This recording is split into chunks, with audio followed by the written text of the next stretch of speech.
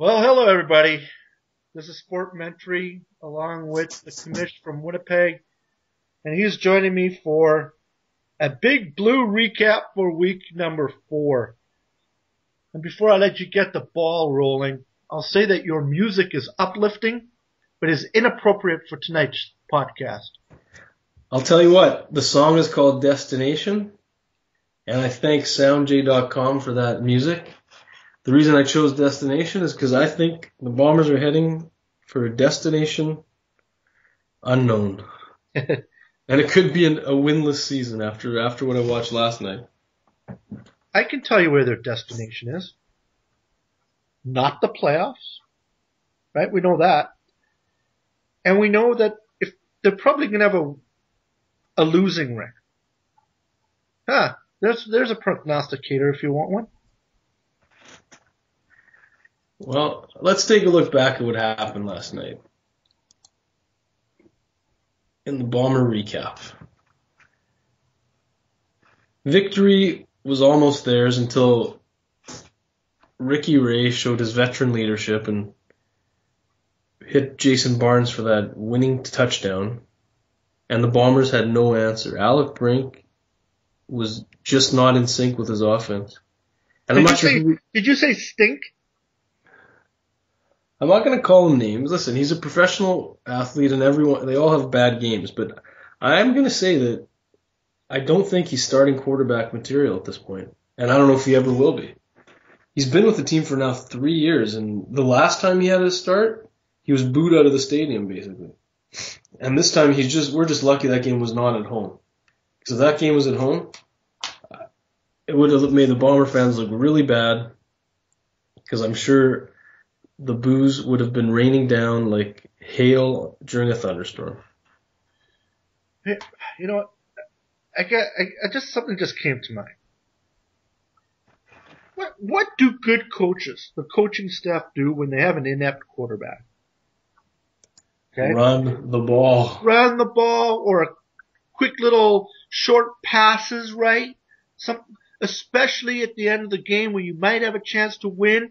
If you don't think that you're Brett Favre with a Hail Mary, right? The coaching staff thinks I got a Brett Favre in there or a Peyton Manning long bomb.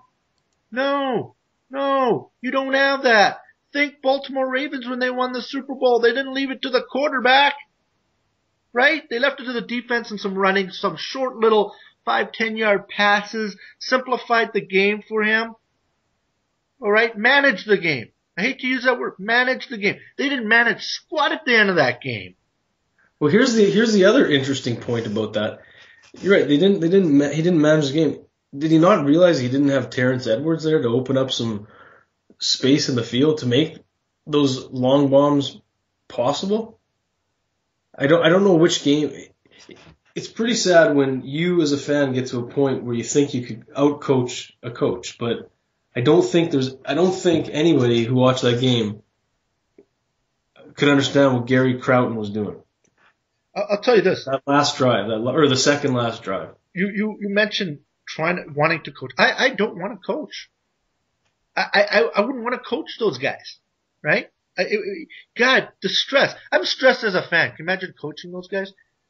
But I would think that I can speak for many Blue Bomber fans in saying that your level of disgust and where it begins and where it ends, can't even put your thumb on, right? You don't know who you're mad at. Are you mad at everybody? Are you mad at some people? I would say that usually there's one or two people I can pick on when my team loses, and I just rail on them. It gives me pleasure to rail, right? We don't have enough time to do that tonight. There's too many people in the mix right now. I guess we can blame it on the coaching staff for last night because they blew it at the end. And not that they would have ended up winning, but they would have put themselves in a much better position had they just managed the game. What do they want? My guess is this guy wanted this long, big pass down the field. Ooh, we win a big pass, right? And there's a momentum and the fans are happy. Look at that last minute drive. Look at that great Hail Mary. I don't know. I don't know what he was thinking with that. I will say that looking for people to blame it's easy, but let's look at some of the positive points. We had Justin Pilardi go 5 for 5 with his field goals. The Bomber defense gave up under 400 yards for the first time this season. And Bryant Turner now has some friends in the sack department because Alex Hall got one and Jason Vega got one. And the Bomber defense played with a little more swagger. I hate to use that word, but they did come to play last night, even though they got burned on that last drive.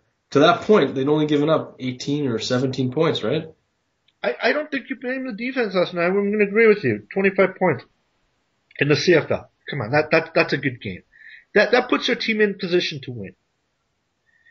What puts your team in another position to win is a good kickoff in the last drive. Well, they definitely got a good kickoff return with 2 minutes left. They're at the 50-yard line, and Chad Simpson looked like he was ready to run the ball, at least to give him a chance to run the ball. Give him one down to run it. If you're going to be in 3-down territory, what's the harm? Why go for 2 long passes? It just, like you said, I think the coach panicked. I think he was going for the win when the tie was within reach. It could also be that they just didn't want to give Ricky Ray the ball back. Because he might have had. I think at that point you have to. I mean, you have to do something because let's back up on that statement. And they connect, and Brink connects miraculously on one of those Hail Marys, and now you've got more than enough time for a drive. Okay, whereas you maybe run the ball once, maybe a short pass here and there, try and work in a couple first downs to field goal range. You're giving them a hell of a lot less time to work with it. Now I do not see.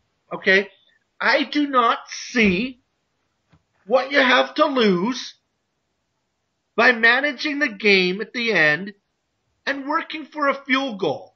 Giving your quarterback a chance to get some confidence. The Bumblers had nothing to lose. All right? And everything to gain. Because had they got the field goal, they would have had the momentum. Right? They would have had all the momentum. They would have had some momentum, definitely. But in the CFL, 2 minutes, unlike in the NFL, in the CFL, you and I both know, 2 minutes is an eternity. And it doesn't take much. My point. So these 2 long passes downfield are a complete waste of the clock. Okay? You run the ball, you maybe get a first down. Maybe you don't get a first down, a short little pass, get the first down. And you do this a couple of. What takes more time off the clock? You do the long ball, okay? You might not win the game, as you say. You'll be ahead, but you're giving the Argos a chance to come back and score with more than enough time because that long ball takes maybe 8 seconds down the field, and they got over a minute to work the clock, to work the ball down the other way. I just don't see it adding up. All right, and I really, this is really ticking me off. All right? And I'm just going to say one thing, because, I got to do something to lighten up the mood here. And I hate repeating lines from past podcasts, but, I was thinking as you're talking about, and I remembered that I had mentioned that my coconuts were bruised, and they're still bruised. And you had mentioned a really funny line. I was laughing all week about this line. If the Bombers tried to punch there, they would not connect. They'd miss. That's true. They didn't miss this week, buddy. I'm telling you, they didn't miss. Oh, they missed. Alex Brink was, 9 for 34? No, I'm saying they didn't miss me. They hurt me. They hurt me. Well, that's true. They did hurt you. They've hurt your pride. If you weren't ready to jump out of the plane last week, you definitely are. I'll tell you what. On the wing right now. It's a far fall. The only problem is I landed and I survived. Because 2 weeks ago I'm talking about, hey, I'm trying to calm you down. I'm trying to say, give these young guys a chance. They're going to rebound. They're going to do this. They're going to do. Maybe the coaching staff doesn't have it all on. I will say this, though, for the players. I'm going to give some credit to a lot of the players last night. They didn't have to show up after last week, 0-14. And I think that they put a much better effort. And who I'm going to, as I said, I don't know who to pick on. Sure, I just figured out who I'm going to pick on. I'm going to pick on the coaching staff. All right? Well, I think, if I can stop you 1 second, I think, Joe Mack deserves as much blame for this too, because instead of going out and getting a veteran CFL offensive coordinator to help Paul LaPolice with the play calling, he goes to a college coach, an American college coach, for help. I don't get it. It's mind-boggling, and it showed in it showed in his play calling throughout the game. He doesn't know the CFL game. That's the point. He doesn't get the game. All right. Well, I gotta say, last night showed. I sure hope that they're giving him CFL 101. All right. Because I think he wants to take the advanced courses and he doesn't have the background in the introductory courses to CFL. They need to sit down with this guy. But they shouldn't have to be sitting down with a professional coach telling them how to manage the CFL game. They are where they are. They are where they are. We've got to get off the topic of these coaches and let's hand out some awards for last night. Go ahead. Hand them out. Well, I'm going to hand out an award to Chad Simpson. I think Chad came to play. I think he was definitely the offensive player of the game. I know you're going to want to say Clarence Denmark because he had over 100 yards, but I'm going with Chad Simpson on offense. And you know what? I think I'm going to give Player of the Game award to the whole defense. You spelled out your awards, and those are all the awards I'm giving to the team. My award. Wait, special teams player. I'm giving it to. That's going to be a tie. I can't even pick between Mr. Washington and Mr. Pilardi. They both did us proud. They gave us a chance to win this game, and we couldn't do it. I'm gonna give an award tonight. One award to the people I think that need it the most. The fans. You go. Yeah, a lot of people are critical, but you go to the Free Press, right? Their website, and you see these passionate fans, probably more passionate than any other fans out there. I'm gonna put it out there for that. I give them the award. That's the only award that matters tonight, in my opinion. The fans, all right? Battered and blue, no gold lining for them, and they come back and take it week after week. My award goes to the fans, and I'll even give another award for them, because you think the team is coming home, it's a positive, it's a home game, and they're in their brand new spanking. Oh no, they're not. That's what it should have been. So they're gonna watch a team, and I want to call them names. I just said I probably call them too many names already. They're gonna see a subpar team in a subpar stadium, and that is why the fans, they get my nod, they get my award, they get People of the Week. You know what? I will give you that much. I think that the Bomber fans have gone through a lot over the last 20 years without a championship. And in honor of Cactus Jack Wells, I think we should start giving out the Happy Honker Award again. I love that. Memories. Well, anyway, dude, I think we're running Anyway, you know what? I think we should make a prediction for next week. Oh. Go ahead. Well, Edmonton's coming to town. Mm-hmm. They got our ex-bomber, Stephen Giles, at the helm. Right. They got a couple ex-bombers on offense. They got a couple ex-bombers on defense. So it could be like, if we're cheering for Edmonton tomorrow or next week, it'll be like cheering for the Bombers. But I'm going to surprise you. I think the Bombers come out ahead. I'm going to say I'll never hope for them. But anyway, what's your prediction?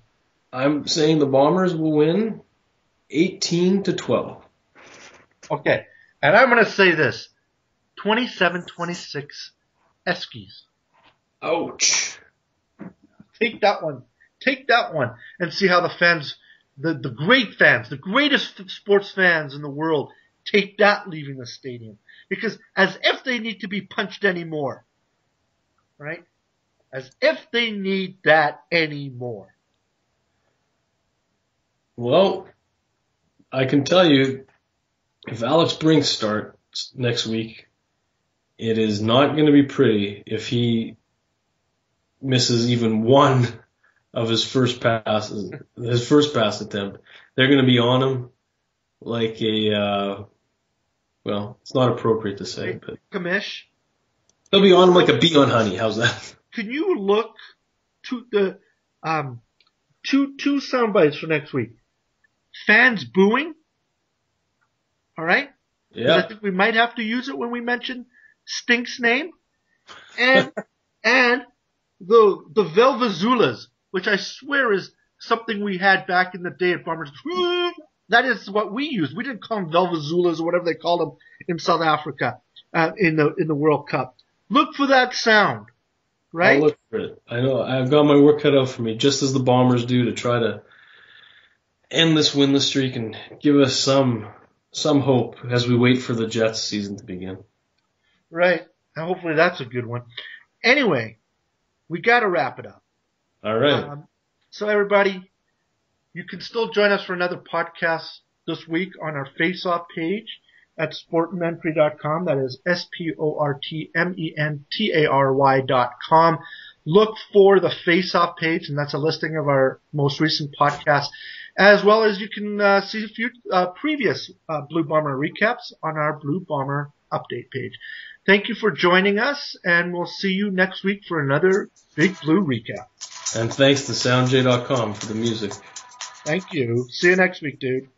Good night.